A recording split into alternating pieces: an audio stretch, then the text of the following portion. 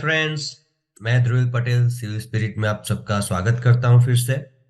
जैसे कि हमने लास्ट लेक्चर में देखा था कि हमने वहां पे एक्सप्लेन किया था मैंने कि check for moment and check for shear capacity कैसे करते हैं। ठीक है, तो सॉरी, थोड़ा जुकाम हो गया है।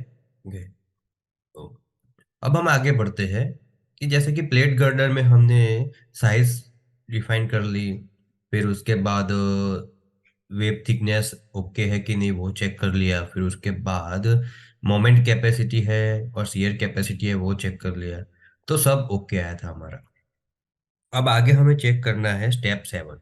तो स्टेप 7 हमारा होगा, अगर हम स्टेप 7 की बात करें, स्टेप 7 है हमारा check for shear web capacity, web buckling. Check for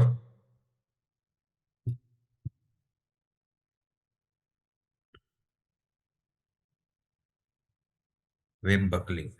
web buckling यानी कि क्या, कि हमें जो वेब बकलिंग की मेथड है कौन सी है। एक तो हम सिंपल पोस्ट क्रिटिकल मेथड,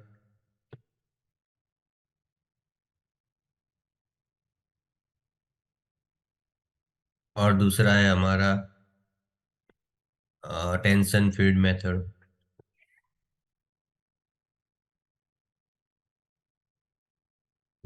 अब यहाँ पे हमें अनस्टिफन डिजाइन करना है प्लेट गर्डर, जो हमने क्वेश्चन में दिया था। क्वेश्चन में क्या शो किया था कि you have to design a plate girder unstiffened. Means हमने यहाँ पे इंटरमीडिएट स्टिफनर भी प्रोवाइड नहीं किए हैं, हमने यहाँ पे सिर्फ एंड स्टिफनर प्रोवाइड किए हैं, ऐसा एज्यूम किया है। देखो, हमने यहाँ पे एज्यूम किया था कहाँ पे, कि we are not providing ITS। जब हमें D इज इक्वल टू, ये वाला जो मेथड हमने यूज किया था,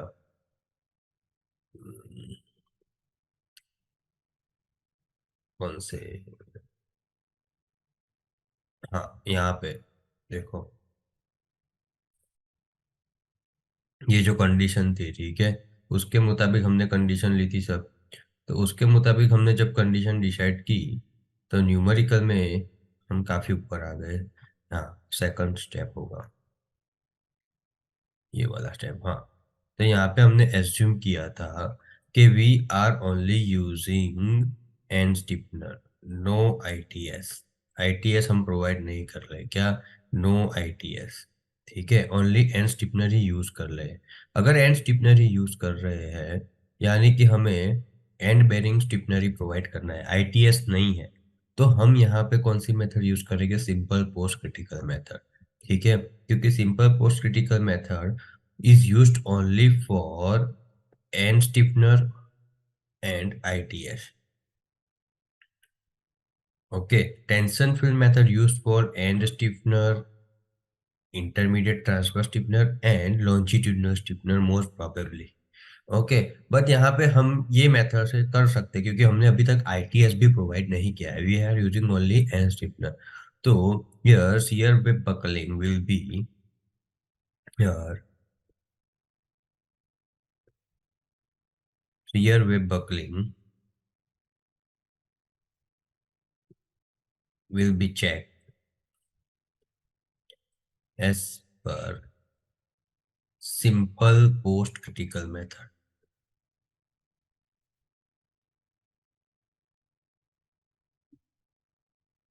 और वो भी हम IS 800 2007 के हिसाब से करेंगे।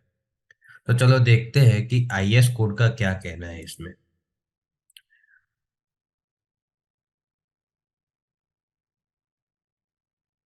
सिंपल पोस्ट क्रिटिकल मेथड, ठीक है। तो इसमें हमें क्या करना है, वे मैंने एक्सप्लेन तो कर ही दिया है आपको। ठीक है, इसमें हमें करना है कि VCR फाइंड करना है। क्या फाइंड करना है, VCR फाइंड करना है। अब वो फाइंड करके हमें प्रूफ क्या करना है कि here we have to find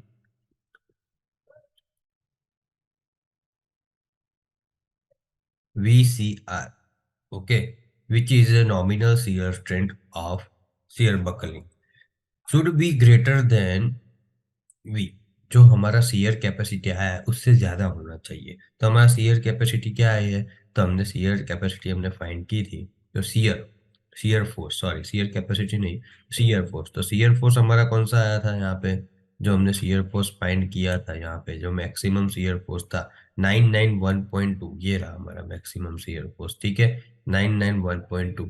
तो वी सी आर की वैल्यू 991.2 से ज्यादा आनी चाहिए। किससे ज्यादा आनी चाहिए? 991.2 से ज्यादा, sorry, okay, which would be greater than 991.2 kilo Newton, okay, उससे ज्यादा आनी चाहिए। Sorry for the disturbance. तो अब यहाँ पे वीसीआर फाइंड करने का इक्वेशन कौन सा है, तो यहाँ पे हम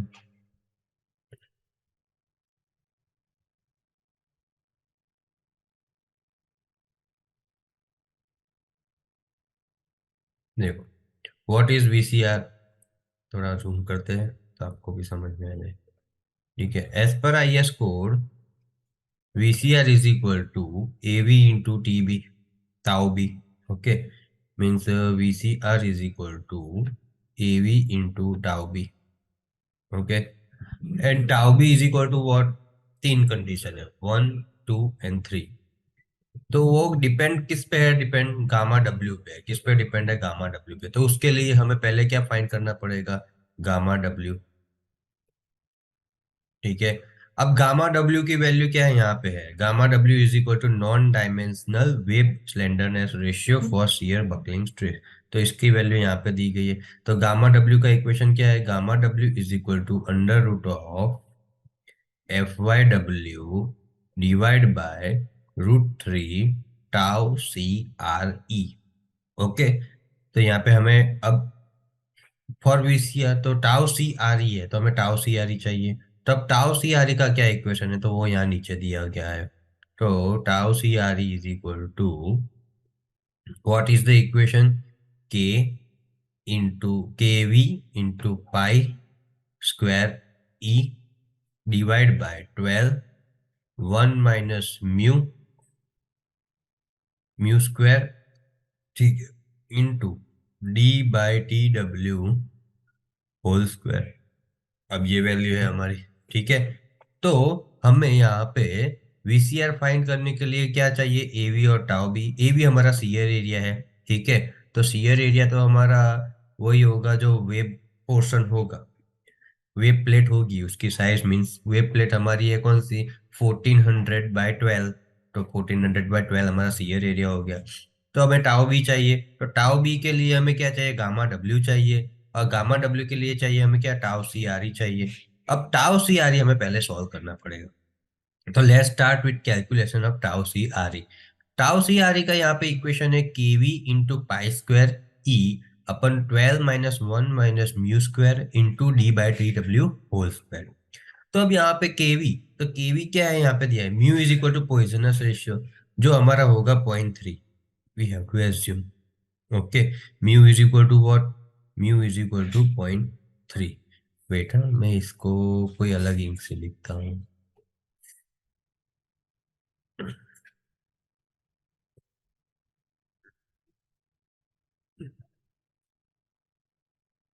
mu is equal to what? 0.3, okay.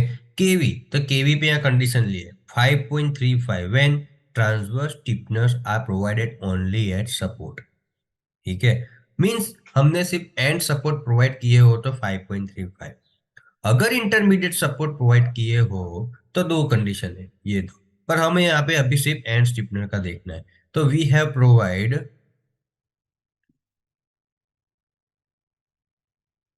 Only end support, that's why KV is equal to value 5.35। चलो ये हो गया। पाई तो हमें पता है 3.14 आएगा। E is equal to elastic section modulus 2 × 10⁵ which is standard value newton per mm square, okay. Mu हमें मिल गया। D/TW भी हमें पता है 1400/12 होल स्क्वायर, जो हमारे पास है। D is equal to depth of web portion and TW is equal to thickness of web. So let us find here tau CRE. So tau CRE is equal to KV 5.35 into 3.14 whole square, which is pi value, into 2 into 10 raised to 5 divide by 12, 1 minus 0.3 square, okay, into 1400 by thickness of bib 12 whole square. तो ये solve करेंगे हम calculator का use करके, तो हमें tau C R ई मिल जाएगा। तो let us check the value of tau C R E. तो I am calculating 5.35 into 3.14 into 2 into 10 raised to 5, okay। तो अब above value is 10.54 into 10 raised to 6 divide by 1 minus 0.3 square, 1 minus answer into 12, 10.92, 1400 divided by 12 whole square into 10.92. What is the answer? 148.6 into 10 raised to 3. You have to verify it twice before putting the value. Okay. So 10.54 into 10 raised to 6 divide by 148.6 into 10 raised to 3. The value will be 70.92. So here we got the value of tau CRE. Okay. Now, what is tau CRE? It is the critical shear stress. It is stress, that's why its unit will be Newton per mm square. Okay. So आपको यहाँ पे पता चल गया होगा कि tau C R ई कैसे calculate कर रहे हैं। तो हमें यहाँ पे अब टाउ सी आर ई मिल गया है। अब tau C R E value को हम यहाँ पे पुट ऑन करेंगे गामा डब्ल्यू के इक्वेशन में, तो हमें यहाँ पे गामा डब्ल्यू की कंडीशन सेटिस्फाई हो जाएगी कि कौन सा यूज करना है। तो let us calculate gamma W. तो what is gamma W is equal to, हम यहाँ पे कैलकुलेट करते हैं, gamma W is equal to under root of F Y W upon √3 tau CRE.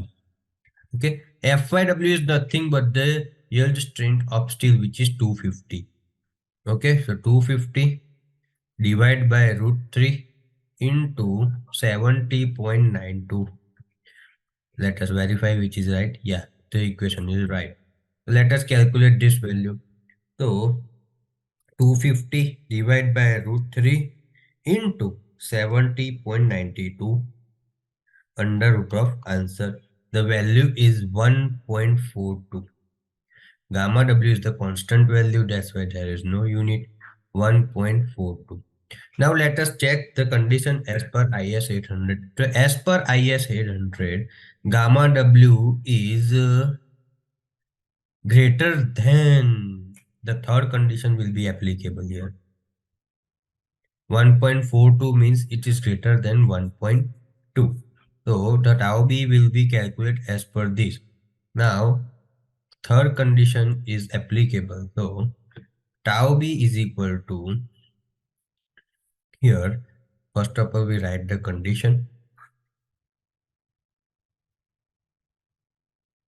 Here gamma w is equal to 1.42, which is greater than 1.2. So for calculating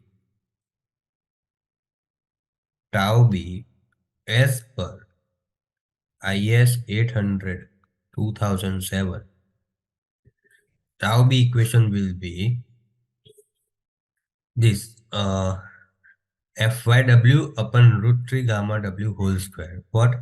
Tau B is equal to FYW upon √3 gamma W whole square.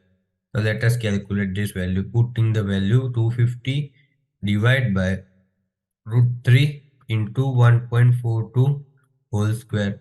What we get the answer of tau B? So 250 173 to 1.42 whole square 250 divided by answer. The value will be 41.42 Newton per mm square. Okay, which we get the value of tau b. I hope you understand this thing, how we calculate the tau b value. Now we have got the value of tau b. So the last equation we have to find is VCR. So VCR is equal to what? VCR is equal to AV into tau B. Okay. IS 800 2007, page number 59. From this we get the value. What is AV? AV is equal to 1400 into 12. Wave area, wave proportion. Okay. So 16,800 mm square. Now putting the value here, 16,800 into 41.42. What we get? 16,800 into 41.42. We get 6958.56 VCR. What we get value? 6958. We get the value VCR.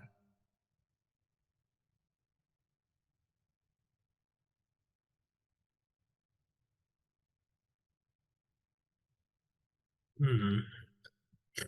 Okay, let us check ENG. ENG here it is come 695.8. Okay, 56 new kilonewton. Now here it is coming less than. It means we have to provide n bearing signal. Let us check double twice. There is any problem or not? Let us check the equation first. Yeah, there is a problem. Our equation is FYW upon root 3 gamma W square, means the square is only of gamma W. Okay, और यहाँ पे हमने whole square किया है, तो यहाँ पे हमने गलती, मैंने बोला था वेरीफाई करो, फिर से वेरीफाई करना पड़ता है। देखो मेरे से गलती हो गई तो आपसे भी हो ही सकती है, सिर्फ इतना ही चेंज करना है। अब देखते हैं आंसर क्या आता है। 1.42 का स्क्वायर करना है हमें, ठीक है। कैसे लिखेंगे इसे? 1.42 का स्क्वायर। ओके, तो देखो 1.42 स्क्वायर इंटू 1.73, तो 250 डिवाइड बाय आंसर, तो हमारा आंसर आएगा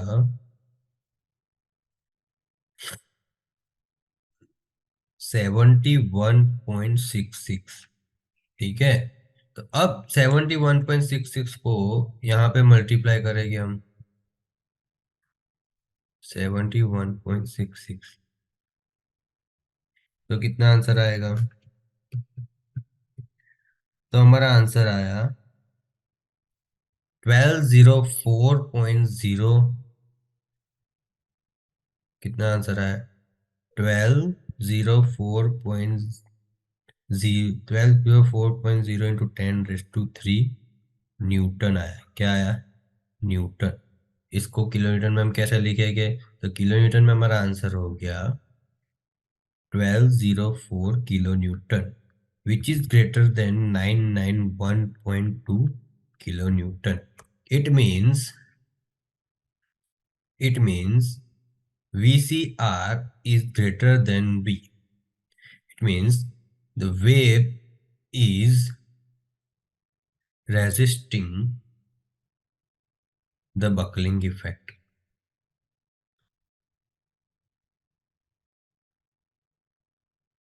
ओके, तो वेव हमारा जो है वो बकलिंग इफेक्ट रेसिस्ट करता है।